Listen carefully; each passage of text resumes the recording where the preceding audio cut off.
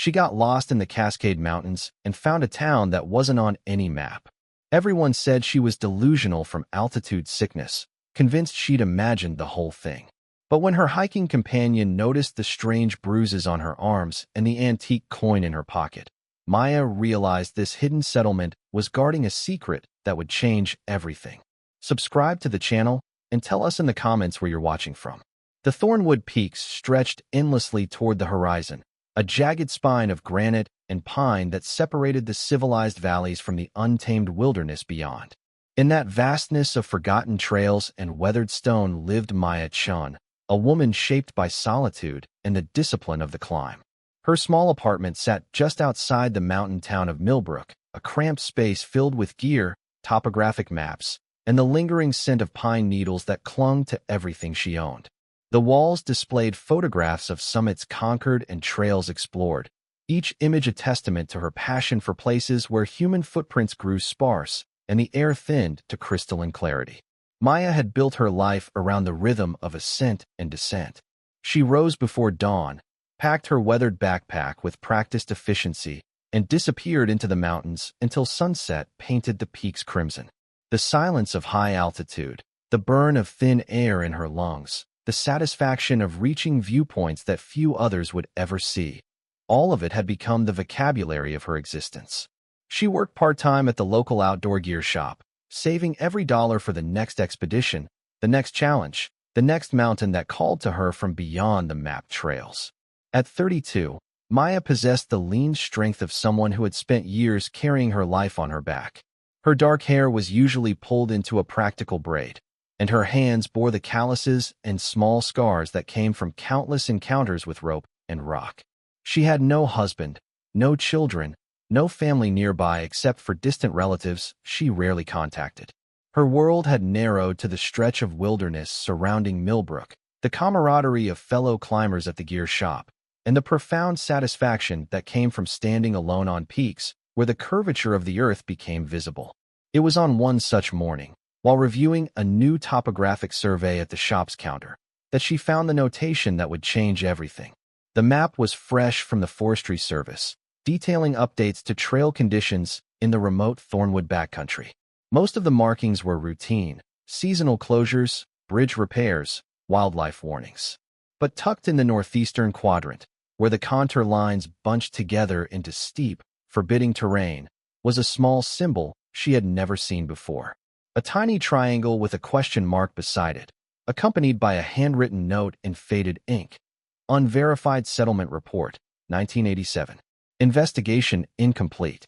Maya stared at the marking for a long time, running her finger along the topographic lines that surrounded it.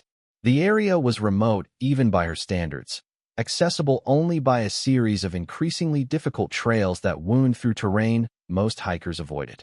The elevation was punishing, over 9,000 feet, and the approaches were known for sudden weather changes that could trap the unprepared.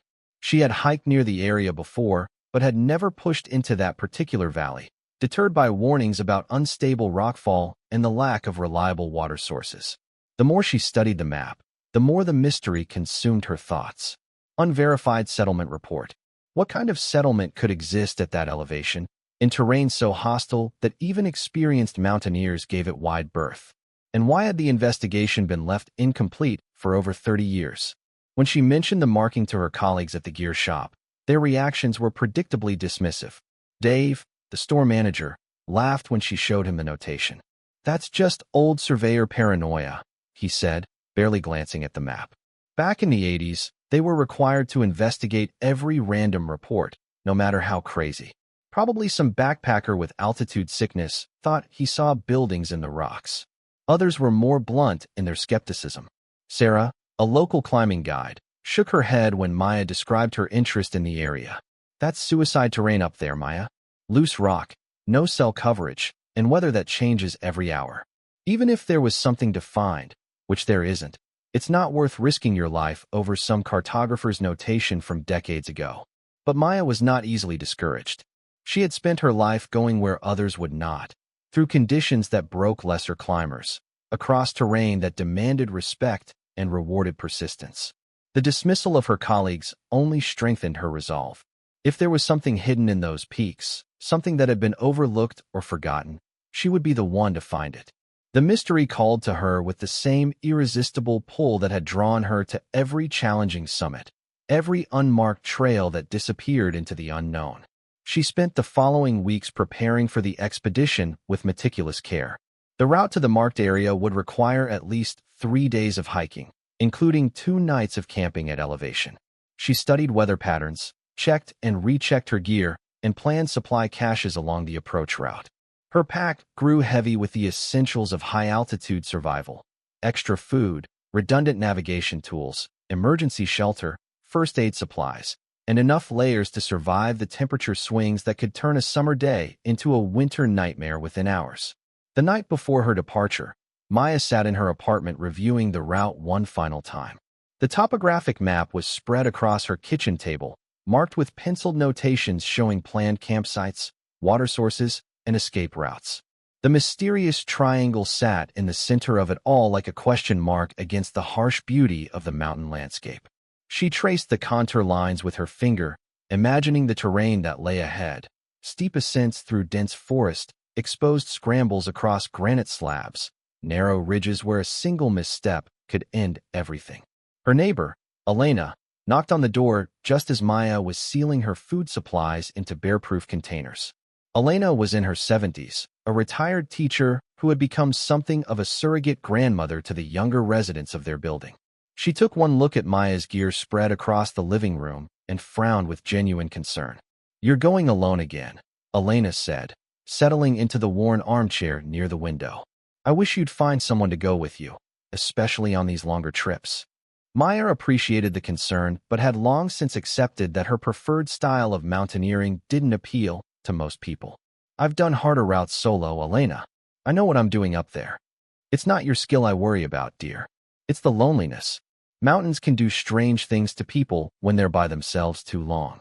Make them see things that aren't there, hear voices in the wind." The comment struck Maya as oddly prescient, though she dismissed it at the time.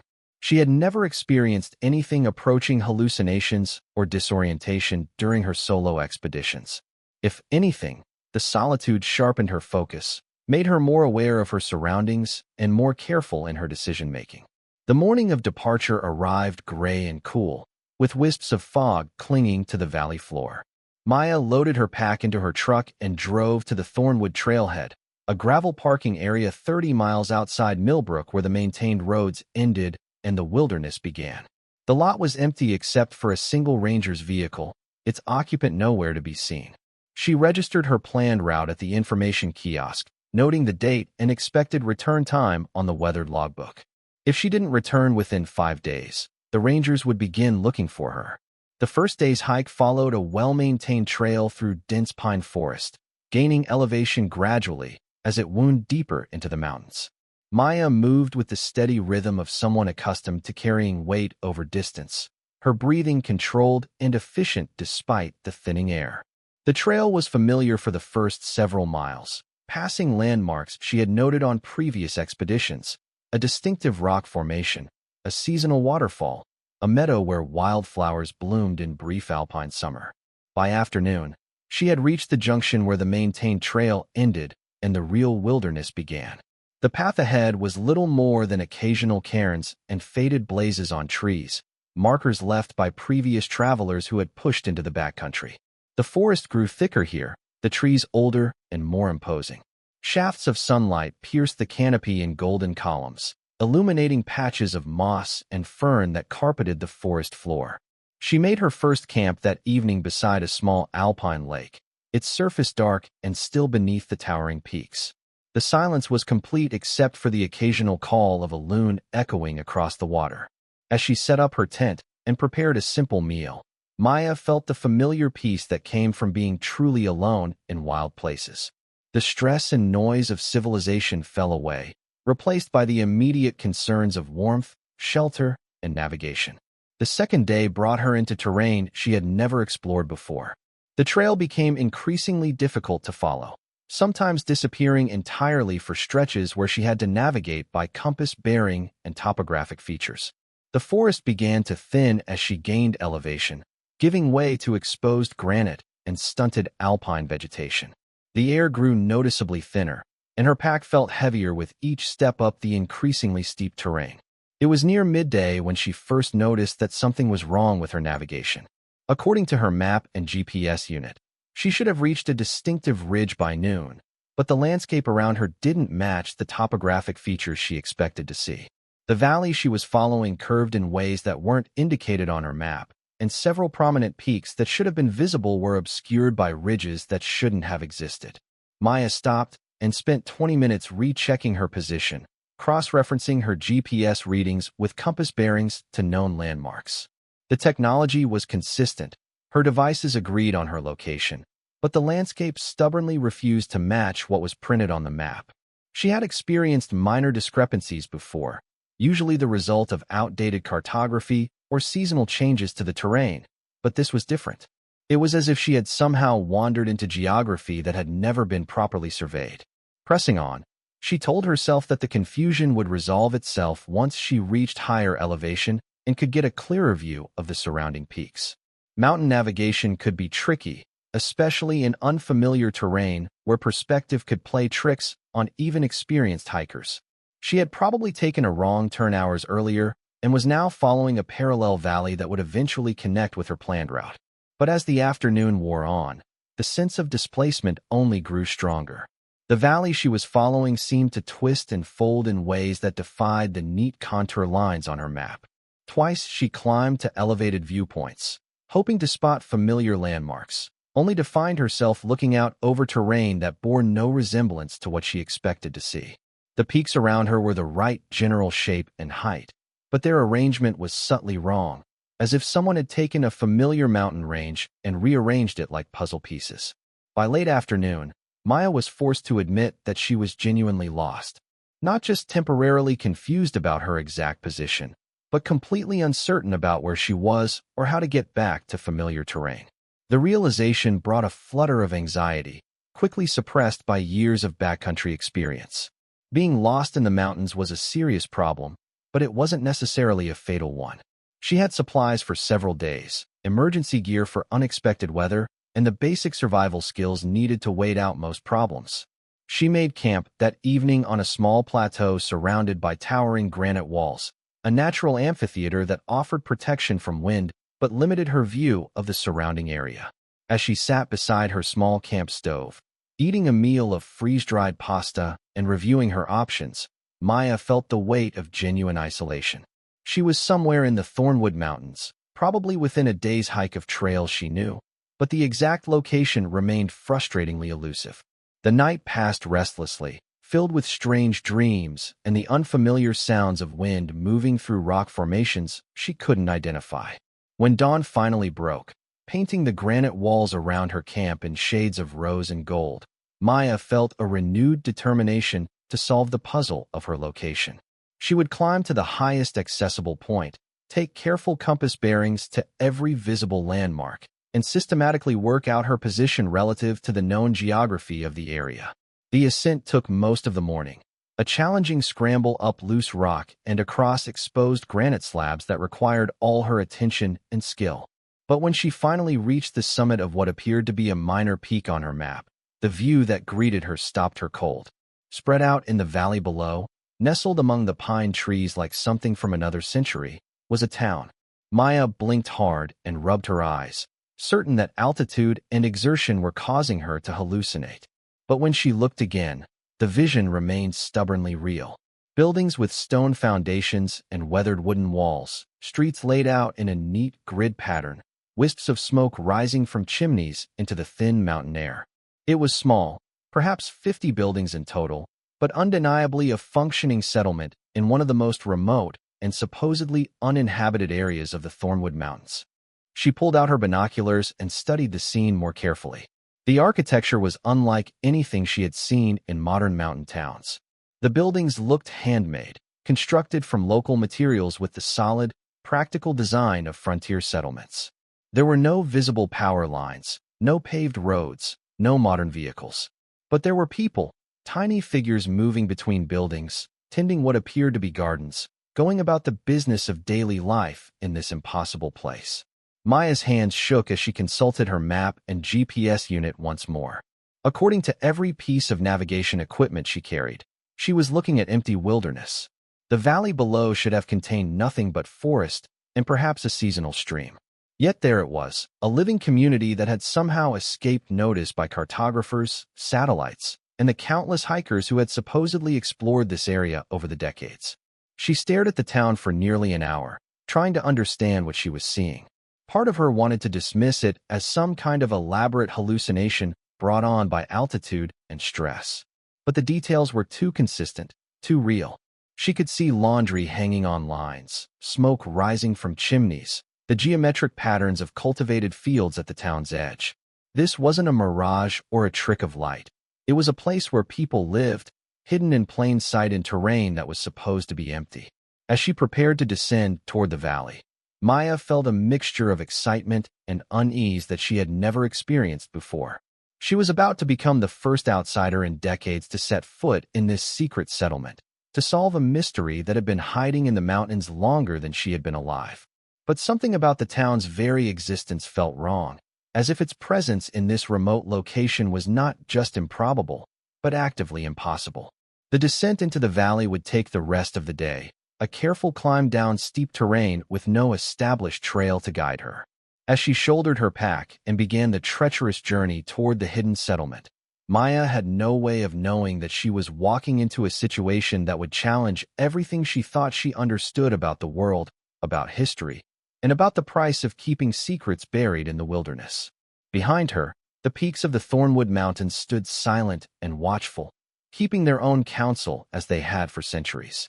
Ahead lay a town that shouldn't exist, filled with people who had chosen to vanish from the world, and who might not welcome the intrusion of someone who had accidentally found them.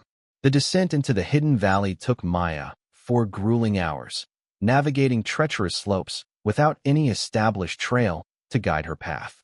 As she picked her way down loose scree and around granite outcroppings, the impossible town grew larger and more detailed with each careful step.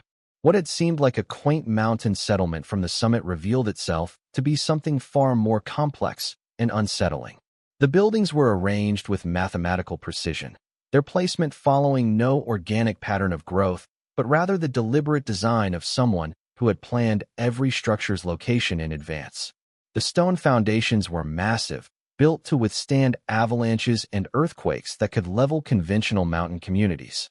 Most disturbing were the defensive positions, carefully concealed watchtowers at strategic points around the valley's rim, camouflaged so well that Maya only noticed them because her mountaineering training had taught her to read terrain for potential hazards.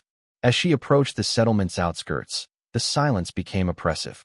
Despite seeing smoke from chimneys and evidence of recent activity, no sounds of human habitation reached her ears. No children playing, no dogs barking, no conversations drifting from open windows. The town felt like a stage set waiting for actors to bring it to life.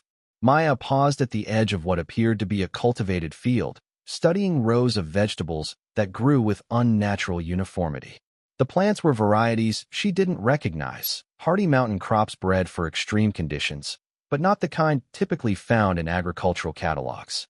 These were the result of decades of selective breeding, adapted specifically for this hidden valley's unique microclimate. "You shouldn't be here." The voice came from directly behind her, calm, but carrying an undertone of authority that made Maya's heart race. She spun around to find a woman approximately her own age, dressed in practical mountain clothing that looked handmade but expertly crafted. The stranger's face was weathered by altitude and sun, her dark hair streaked with premature gray. Most unsettling were her eyes, intelligent, wary, and holding the kind of knowledge that came from keeping dangerous secrets. "I'm sorry," Maya began, raising her hands in a gesture of peace. "I got lost during a solo hike. I wasn't trying to intrude. Everyone gets lost before they find us." The woman interrupted, her tone suggesting this wasn't the first time she'd had this conversation. "The question is what we do about it now that you're here. I'm Rebecca Thorne. This is my community, and you've just stumbled into a situation that's been carefully maintained for over 40 years. Maya introduced herself, explaining her planned route and how the terrain hadn't matched her maps. Rebecca listened without expression, occasionally nodding as if confirming details she already knew. When Maya finished, Rebecca was quiet for a long moment, studying her with the intensity of someone making a life-or-death decision. "Follow me," Rebecca finally said. "There are people you need to meet, and things you need to understand before we decide what happens next." As they walked through the settlement streets, Maya began to grasp the sophisticated planning behind what she had initially taken for a simple mountain community.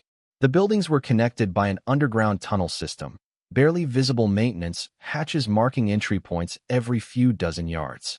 Solar panels were cleverly disguised as roof shingles, and wind generators had been painted to blend with the surrounding rock formations. This wasn't just a town hidden from maps. It was a community engineered to be invisible to satellite surveillance and aerial reconnaissance. "How long have you been here?" Maya asked as they passed a workshop where several people were crafting furniture with hand tools, working in complete silence. "The first families arrived in 1983, Rebecca replied without looking back. "We've been growing slowly ever since, very carefully selecting who joins us and under what circumstances."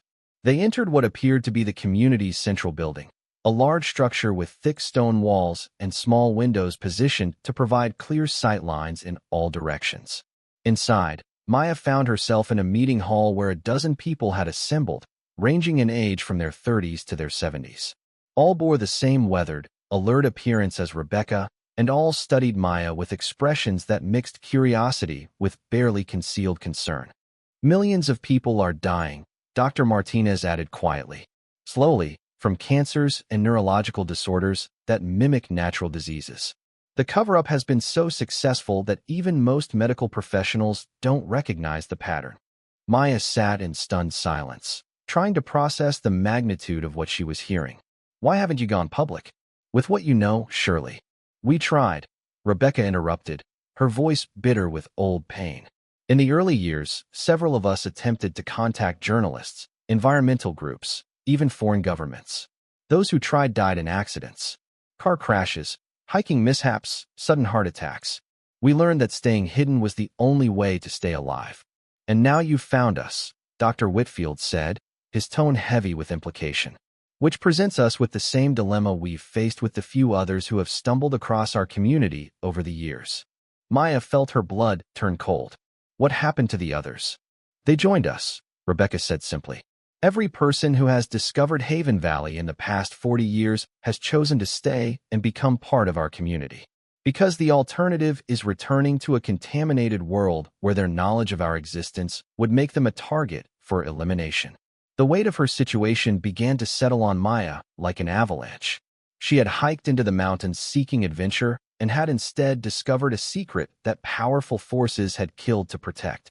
The town that had seemed like an impossible discovery was actually a refuge for people whose lives depended on remaining dead to the outside world.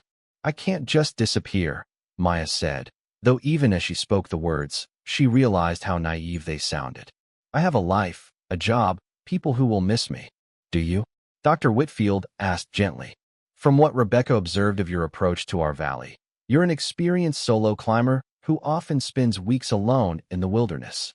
Your disappearance in challenging terrain would be unfortunate, but not suspicious. The rangers would search for a few days, then declare it a tragic accident when your body isn't found." Maya's mind raced through her connections to the outside world. Her job at the gear shop, where she was valued but easily replaceable. Her neighbor Elena, who would mourn her disappearance but had no family obligation to investigate further. Her distant relatives who might learn of her death from an obituary but wouldn't question the official explanation. Dr. Whitfield was right. Her solitary lifestyle had made her the perfect candidate to simply vanish without triggering the kind of investigation that might threaten Haven Valley's security. "But what about the contamination?" she asked desperately. "Don't those people deserve to know what's killing them?" "Of course they do," Dr. Martinez replied sadly. "But our attempts to warn them would accomplish nothing except our own deaths and the destruction of the knowledge we've preserved. Here in Haven Valley, we've spent 40 years developing potential treatments for contamination exposure, creating seed banks of uncontaminated crops, and preserving scientific knowledge that will be essential for rebuilding after the contamination eventually runs its course." Rebecca leaned forward, her expression earnest. "Maya, you've accidentally walked into the middle of the most important secret of our time. We're not just hiding from the government. We're preserving hope for humanity's future. The contamination will eventually break down naturally, but that process will take another 20 to 30 years. When it does, the survivors will need clean genetic material, uncontaminated agriculture, and the scientific knowledge to rebuild civilization in the affected areas. Dr. Whitfield gestured toward the windows, where the hidden town continued its quiet work of survival. We're not just refugees, Miss Chen. We're an ark, and we're asking you to join us in the most important work anyone can do, ensuring that human knowledge and genetic diversity survive the greatest cover-up in history. Maya sat quietly for several minutes, processing the impossible choice before her. Return to a world where her knowledge would make her a target for assassination, or disappear forever into a community dedicated to preserving hope for a contaminated future. Around her, the brilliant minds of Haven Valley waited patiently for her decision, understanding better than anyone the weight of the choice they were asking her to make. If I stay, she finally asked, what would my life be like here? Meaningful, Rebecca replied without hesitation. We need someone with your mountaineering skills to help maintain our security perimeter and to train the younger generation in wilderness survival. You'd be contributing to work that could save millions of lives in the decades to come. Maya looked around the room at faces that had given up everything for the chance to preserve truth and hope in the face of overwhelming corruption. These were people who had chosen principle over comfort, truth over safety, future over present. As she considered her options, she realized that her solitary life in the outside world had been preparing her for exactly this moment, the chance to be part of something larger than herself, something that mattered more than personal comfort or conventional success. I'll need time to think, she said finally. Of course, Dr. Whitfield nodded. Rebecca will show you to guest quarters where you can rest and consider your options. But I should warn you, time is not unlimited. We've learned from experience that the longer someone stays in Haven Valley, the more difficult it becomes to maintain security if they choose to leave. As Maya followed Rebecca through the settlement's quiet streets toward a small cabin that would serve as temporary housing, she realized that she had already made her decision. Her life in the outside world had been a series of solitary adventures, each one forgotten as soon as the next began. Here was a chance to be part of an adventure that would span generations, a mission that gave meaning to every day spent in these hidden mountains. That night, as she lay in an unfamiliar bed listening to the wind move through peaks that no longer appeared on any map, Maya Chen understood that she had found something far more valuable than any summit she had ever climbed. She had found a purpose worthy of disappearing for, a secret worth keeping, and a community that would transform her from a solitary wanderer into a guardian of humanity's future. When morning came, she would tell Rebecca her decision. But already, as sleep finally claimed her, Maya knew that she would never see the outside world again. And for the first time in years, that thought brought her not fear, but profound peace. Maya Chen had set out to explore unmapped terrain and had instead discovered that some maps were deliberately left blank to protect the most important secret of our time. Sometimes getting lost is the only way to find where you truly belong. If this story moved you, subscribe for more tales of ordinary people who stumbled into extraordinary truths, and share it with someone who understands that the most meaningful adventures are the ones that change us forever.